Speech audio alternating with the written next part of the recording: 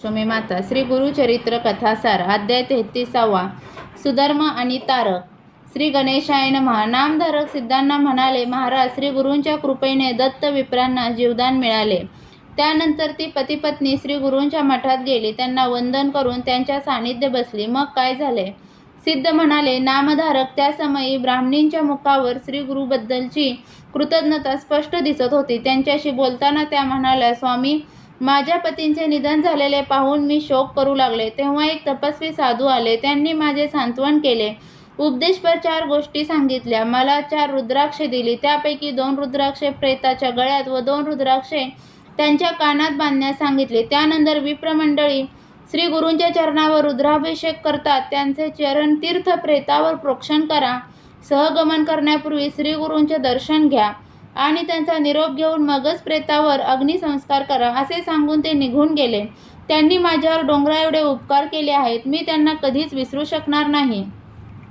तेव्हा श्री गुरु हसून म्हणाले, साध्वी, तुमची भक्ती पाहून आम्हीच त्या साधूंचे रूप घेऊन आलो होतो आणि आम्हीच ती रुद्राक्षे दिली. रुद्राक्षांचा महिमा खूप मोठा आहे.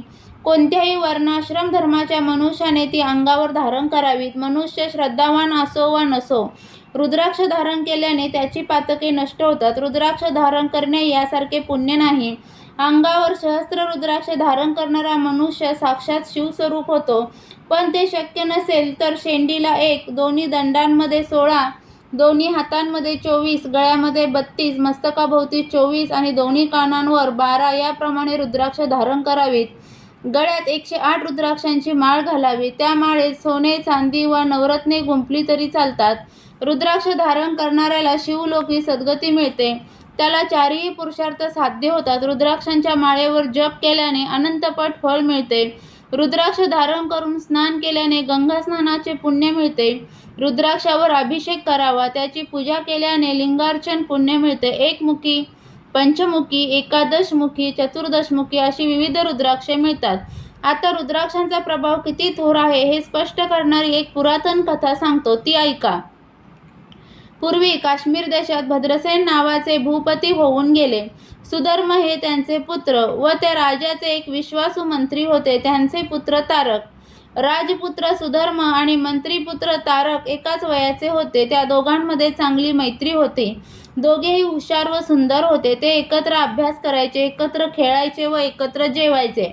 त्या दोघांचे एक वैशिष्ट्य होते, ते दोघे शिवभजन करायचे, सर्वांगाला भस्म लावायचे, भाळी त्रिपुंड रेखायचे आणि रुद्राक्षांच्या माळा घालायचे. त्यांना राजवैभव, अलंकार, उंची, वस्त्रे आदी कशातीच रुची नव्हती. त्या बाबतीत मातापित्यांनी कितीही आग्रह केला तरी ते ऐकत नसत. या त्यांच्या विक्षिप्त आचरणामुळे राजा व मंत्री दोघेही चिंतामग्न असत. एकदा त्रिकालज्ञानी पराशर ऋषी भद्रसेनांना भेटण्यासाठी आले होते. राजांनी सन्मुख जाऊन त्यांना वंदन केले, त्यांची पूजा केली, उत्तम आदरातिथ्य केले. ऋषींनी त्यांना क्षेमकुशल विचारले. तेव्हा त्यांनी सुधर्म आणि तारक यांचे आचरण सांगितले व म्हणाले, या दोन्ही मुलांना भस्म आणि रुद्राक्ष धारण करण्याचे वेड आहे. मी त्यांना अनेकदा समजावून पाहिले, रागावून पाहिले, पण ते ऐकतच नाहीत. ते दोघे असे का वागतात? त्यांचे मनोगत ऐकून पराशरांनी सुधर्म आणि तारक यांचे दिव्यदृष्टीने अवलोकन केले. मग ते म्हणाले, राजा, राजपुत्र आणि मंत्रीपुत्र यांच्या सध्याच्या वर्तणुकीचे रहस्य त्यांच्या पूर्वजन्माशी निगडीत आहे. कसे ते सांगतो. पूर्वी नंदी नामक नगरात एक गणिका राहत होत्या. त्या अतिशय सुंदर व सर्व प्रकारच्या ऐश्वर्याने संपन्न होत्या.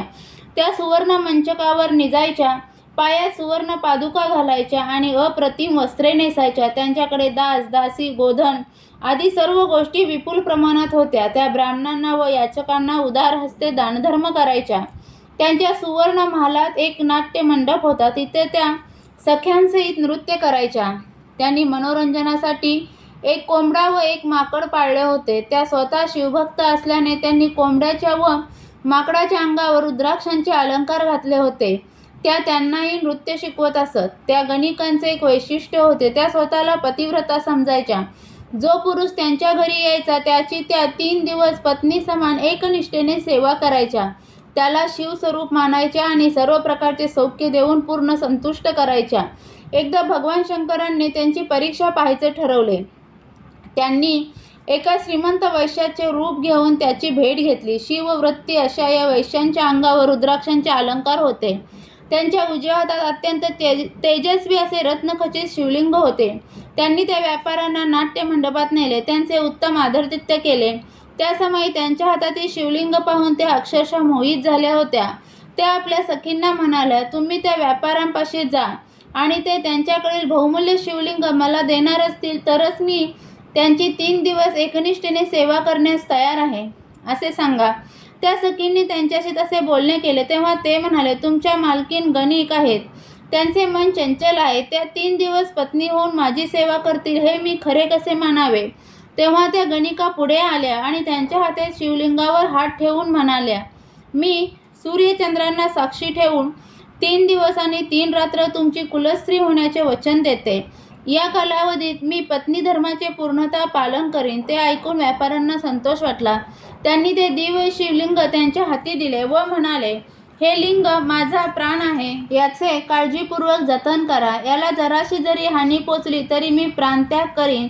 त्यांचे म्हणणे मान्य करून त्यांनी ते शिवलिंग नाट्यमंडपाच्या मध्यवर्ती स्तंभाला बांधून ठेवले. मध्यरात्र झाली. त्या गणिका वैश्यांसमवेत प्रणय क्रीडेत रममाण झाल्या असताना भगवान शंकरांनी अजब लीला दाखवली. त्या नाट्यमंडपाला अचानक मोठी आग लागली. त्या भयंकर आगीत तो वैभवशाली नाट्यमंडप जळून भस्मसात झाला. गणिकांच्या सेवकांनी व नगरजनांनी ती आग विझवण्याचा खूप प्रयत्न केला, पण उपयोग झाला नाही. त्या आगीत त्यांनी पाळलेला कोंबडा व माकड जळून गेले. शिवलिंगही दग्ध झाले. तेव्हा त्या वैश्यांना अनिवार्य दुःख झाले. त्यांनी चिता प्रदीप्त केली आणि अग्निप्रवेश करून सर्वांसमक्ष प्राणत्याग केला. एकामागोमाग घडलेल्या या घटनांमुळे त्या गणिका हतबुद्ध झाल्या. शिवलिंग दग्ध झाले आणि पुरुष हत्येचे पातक घडले म्हणून त्या एकसारखा शोक करत होत्या. त्यांनी वैश्यांना 3 दिवस पत्नी होण्याचे वचन दिले होते. त्याप्रमाणे पतिव्रता धर्माचे पालन करणे आवश्यक होते.